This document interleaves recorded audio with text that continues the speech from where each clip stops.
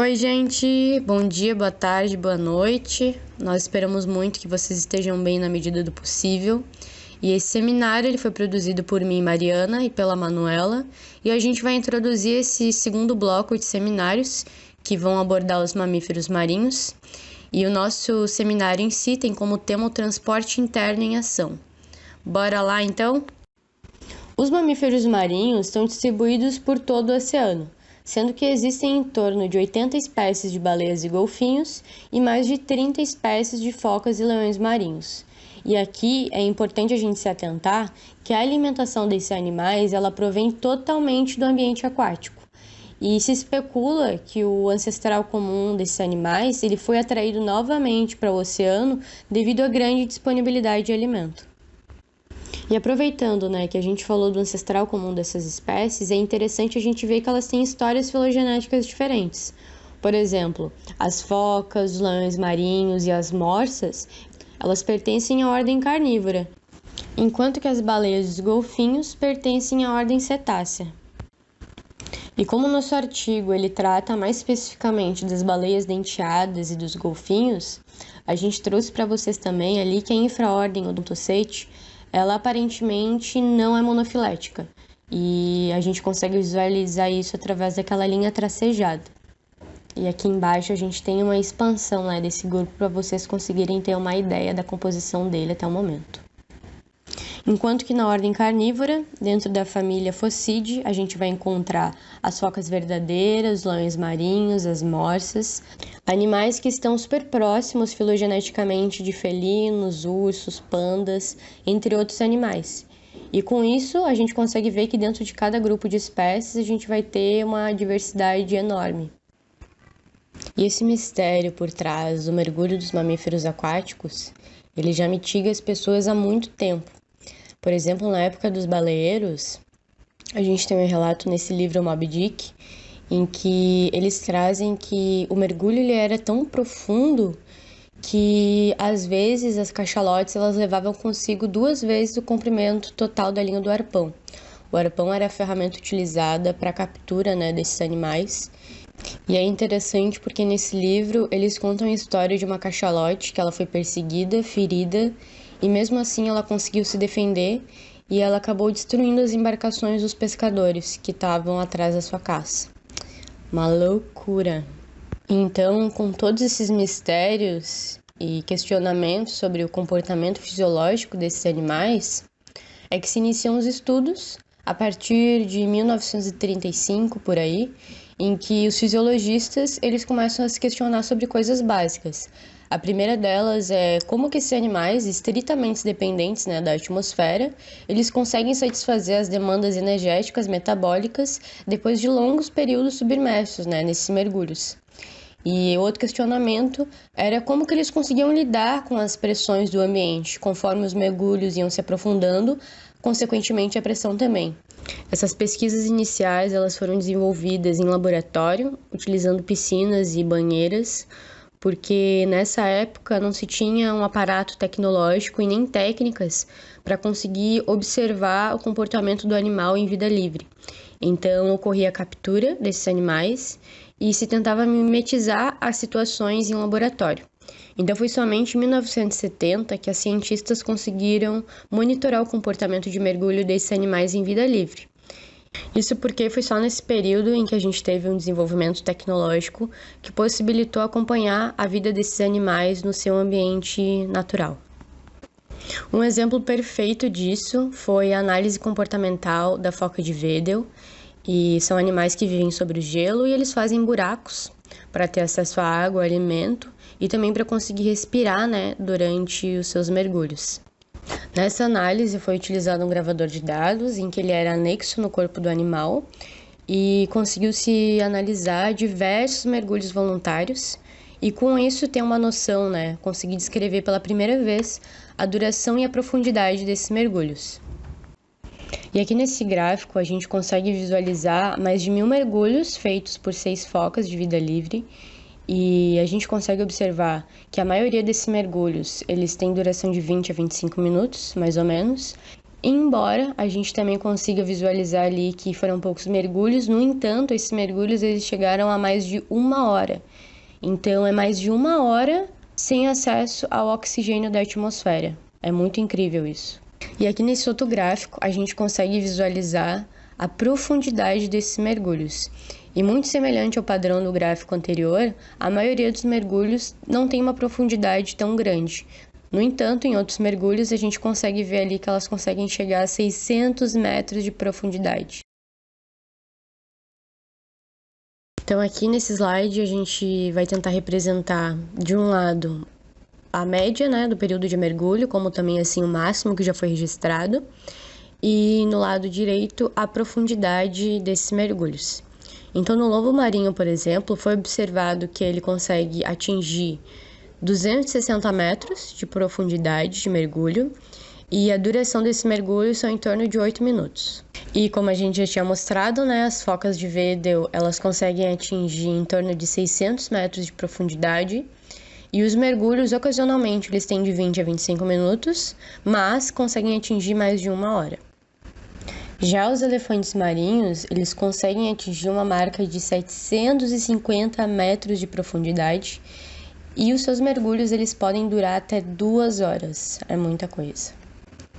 E mais absurdo ainda são as cachalotes e as baleias denteadas, que elas conseguem atingir 1.900 a 2.000 metros de profundidade. E ocasionalmente os mergulhos eles duram de 40 a 50 minutos, mas eles também podem atingir uma marca de 2 horas. E tu, ser humano, mamífero terrestre, que está aí do outro lado assistindo esse vídeo, gente, a gente só consegue interromper a respiração por em torno de 3 minutos após submergir, isso no estado de repouso. Agora, quando a gente está em natação, a gente só consegue interromper a nossa respiração em média por 90 segundos. E a gente só atinge a marca de 15 a 25 metros de profundidade. No entanto, a gente também tem aqueles seres humanos incríveis que conseguem atingir profundidades bem longas e um tempo de mergulho considerável, como por exemplo é o caso da Alenka, que é uma profissional em apneia, em que ela atingiu a marca de 114 metros de profundidade e esse mergulho ele durou 10 minutos. Então é um recorde, né? Assim como a gente também tem outras pessoas que são nadadoras, que são especializadas em apneia e que conseguem bater esses recordes, né? Mas a maioria de nós fica nessa faixa aí dos 3 minutinhos trancando a respiração. Mas afinal, quais são as estratégias fisiológicas que possibilitam mergulhos tão longos e profundos dos mamíferos marinhos? Não há apenas uma estratégia, mas sim um espectro de estratégias fisiológicas durante os diferentes tipos de mergulhos. Quando mergulhando, os mamíferos marinhos carregam o oxigênio consigo em 3 grandes compartimentos internos: o oxigênio ligado à hemoglobina do sangue, o oxigênio ligado à mioglobina muscular e o oxigênio contido no ar dos pulmões. Esses estoques permitem ao catabolismo aeróbico continuar ativo por algum tempo durante o mergulho. Essas reservas são o suficiente para que todos os tecidos do corpo de um mergulhador funcionem aerobicamente durante um mergulho relativamente curto. Dessa forma, é possível observar que mergulhos curtos são fisiologicamente, na maior parte das vezes, aeróbicos. Mas e para mergulhos prolongados? Neles, as reservas internas de oxigênio são escassas, impossibilitando o funcionamento aeróbico pleno de todo o corpo do animal. Certos tecidos, como o coração e o sistema nervoso, são predominantemente ou exclusivamente dependentes da produção aeróbia de ATP, ou seja, precisam de oxigênio constantemente, sendo rapidamente danificados caso haja insuficiência de oxigênio. Já outros tecidos, como os músculos esqueléticos, conseguem satisfazer suas demandas de ATP anaerobicamente, sendo relativamente tolerantes à privação de oxigênio. Os mergulhos podem ser prolongados quando parte dos estoques de oxigênio no corpo forem reservados para os tecidos que são dependentes de oxigênio.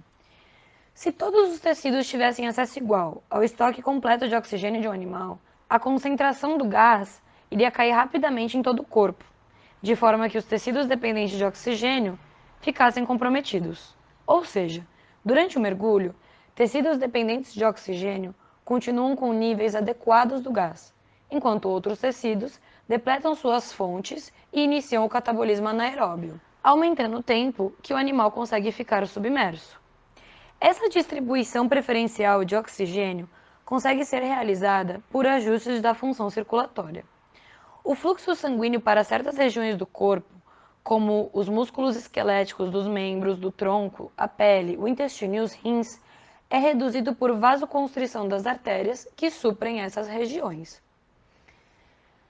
Dessa forma, quando o oxigênio presente na hemoglobina e na mioglobina do sangue esgota, esses tecidos ativam o catabolismo anaeróbico e acumulam ácido lático nessas regiões do corpo.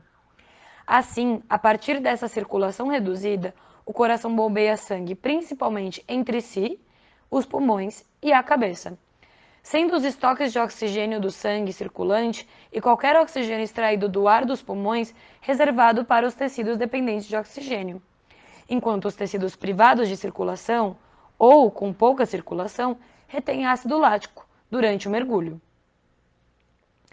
Quando o animal volta à superfície, a circulação volta ao normal e há um súbito aumento de ácido lático no sangue circulante.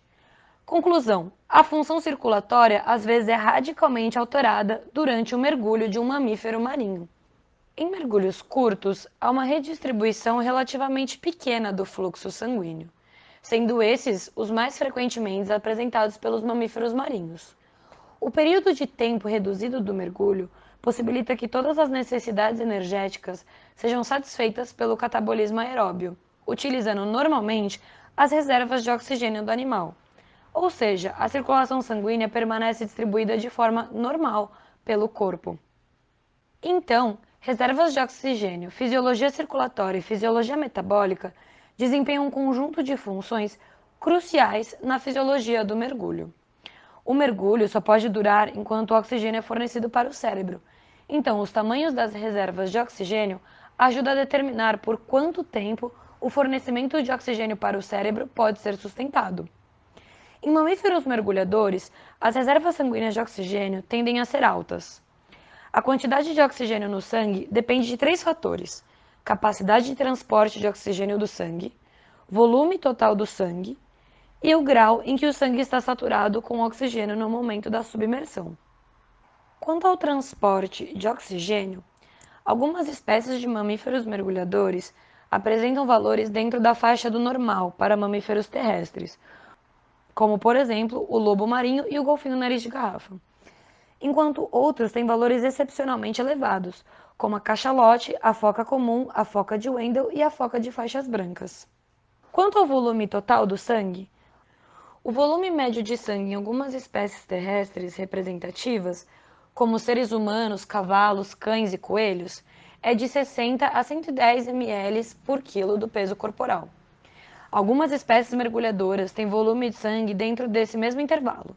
Alguns dos mais talentosos, como a foca comum e as cachalotes, têm volumes de 130 a 250 ml por quilo, ou seja, 2 ou 3 vezes maior do que é típico para os mamíferos terrestres. Quanto à capacidade de armazenamento de oxigênio no sangue, ela é calculada multiplicando-se a capacidade transportadora de oxigênio do sangue pelo volume de sangue do animal. Capacidades de armazenamento de oxigênios encontradas em espécies de mamíferos mergulhadores são muito superiores às encontradas em mamíferos terrestres. Além disso, os músculos esqueléticos dos mamíferos mergulhadores possuem grandes estoques de oxigênio ligados à mioglobina muscular e também apresentam uma concentração elevada de mioglobina no tecido. Dessa forma, há uma reserva de oxigênio exclusiva para o músculo. E esse oxigênio é doado para as mitocôndrias musculares, possibilitando a contínua produção aeróbia de ATP pelos músculos. Assim, a mioglobina é aproveitada por esses animais como fonte importante de oxigênio. Mas e a pressão da água nos mergulhos profundos? Os mamíferos marinhos apresentam uma flexibilidade estrutural incomum em seu tórax. À medida que a pressão da água aumenta com a profundidade, sua estrutura permite que a parede torácica seja pressionada livremente para dentro. Sendo assim, a cavidade torácica e os pulmões são livremente compressíveis, respondendo às mudanças de pressão externa. Muito diferente dos mamíferos terrestres, que possuem paredes torácicas estruturadas de forma menos flexível e, portanto, mais resistente à compressão. Inclusive, mamíferos marinhos não apresentam como regra pulmões excepcionalmente grandes, aproximando-se muito da capacidade volumétrica por unidade de peso corporal observada em mamíferos terrestres.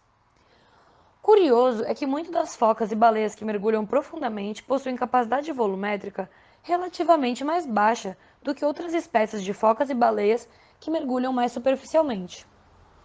Outro fator relativo ao tamanho das reservas de ar dos pulmões é o grau de inflação deles antes do mergulho. Alguns mamíferos marinhos mergulham depois de uma inalação rigorosa, se aproximando da capacidade volumétrica total.